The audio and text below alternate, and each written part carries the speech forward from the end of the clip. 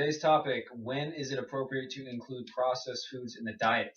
The answer, it is always appropriate to include some processed foods in the diet, and that is for sustainability reasons. So, number one, what is the most important factor when it comes to a diet? Well, sustainability is the most important factor, right? Any single time that you start a diet, you need to ask yourself a very important question. Is my diet sustainable? Okay. Is it something that you can do for the long run? Right?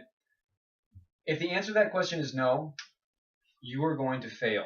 Sorry, but you are going to fail. If the answer to that question is yes, you are most likely going to succeed. It doesn't matter if it's a low carb, high carb, low fat, high fat, whatever diet. If you cannot follow it, it's useless, right? Sustainability is the most important thing because you can create the most elaborate, effective diet on paper, but if you can't follow it in real life, who cares, right? I think a diet that completely removes processed food is one that is not sustainable, okay? I think we need some of that processed food probably on a regular basis, I'd say on a weekly basis, in order to feel some psychological reprieve from dieting, right? It's completely unrealistic, in my opinion, to say to yourself, okay, tomorrow I'm going on a diet, and from this day forward, I will never have another cookie, another bowl of ice cream, another piece of chocolate cake ever again, right? We know that's not going to happen. Number one, because we're constantly surrounded by processed foods. On every corner that you go, there's a donut shop, or an In-N-Out, or Burger King, whatever. And number two, a lot of people have very strong emotional ties to food. It could be a cultural thing. It could be something that your mom or your grandma made. It could be something that you ate growing up as a kid. And I think it's completely unnecessary to completely remove foods that we actually really do love.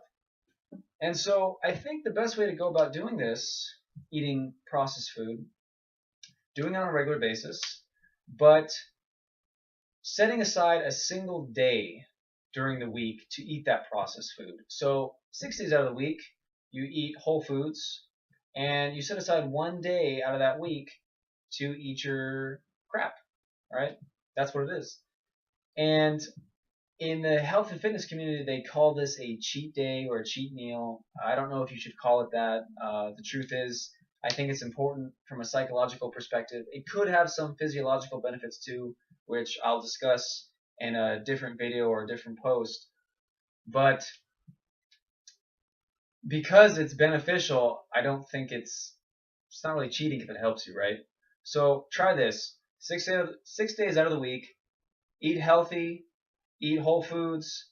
One day out of the week, go ahead and splurge. Eat whatever it is that you want. But that next day, you have to get back on track. That's the key, okay? It has to be one day only, okay?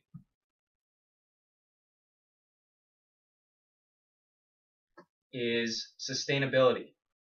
So the very first thing that you have to do when you ask, ever have another slice of chocolate cake or another bag of cookies or whatever? I eat a bag. I don't know. I don't know about you guys. I eat a bag at a time. And help. Getting really tired.